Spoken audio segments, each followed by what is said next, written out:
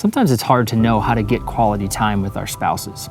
So I want to share a couple tips with you today on how to improve your quality time. First off, when you choose to be there, just be there. It's almost worse to begrudgingly say yes that you'll go, and then you just don't want to be there and you're grumpy or your mind is in a different place. You know, you're never going to fix the problems at work when you're at a family vacation or at a picnic. So it doesn't really do you any good to dwell on it. You should take advantage of this time that you have away to clear your head and enjoy this quality time that you get with your family. It's kind of like the movie Click with Adam Sandler. You know, he's so excited about this remote control that can fast forward to his next job promotion or fast forward to the parts of life that he likes the most. But when he hits fast forward, his consciousness doesn't really keep up with him until he hits play again. And in the meantime, he's really just kind of like a husk, just kind of there. You know, and I've been that person before, and I'm sure you have too, but that doesn't really count as quality time, you know, just being present. Making it the best that it can be, we want to be present and be there when we say that we're going to be there.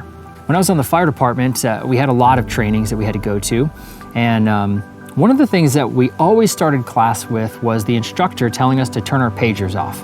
A lot of times we brought the pagers with us. We had them on hand just in case they went off and somebody needed us. The tones would drop because, you know, the station crew couldn't handle the call, or maybe it was a big call like a car accident or a house fire where they needed as many people as they could. But the instructors always reminded us that we wouldn't get there in time to do any good on the call.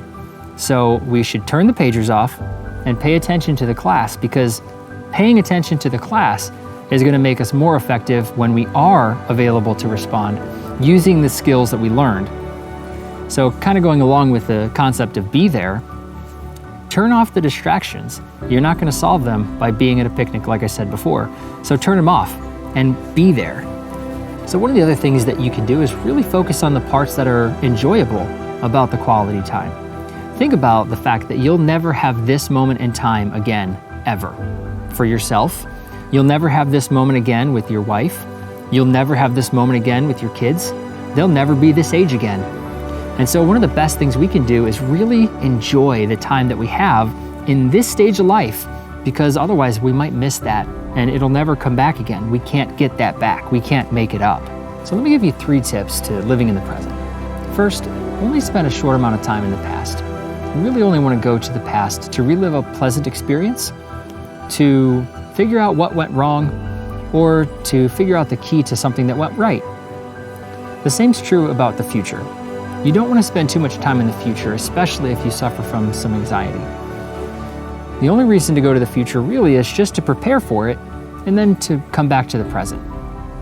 And then third, just really focus on living in the present each moment and not worrying about those other things.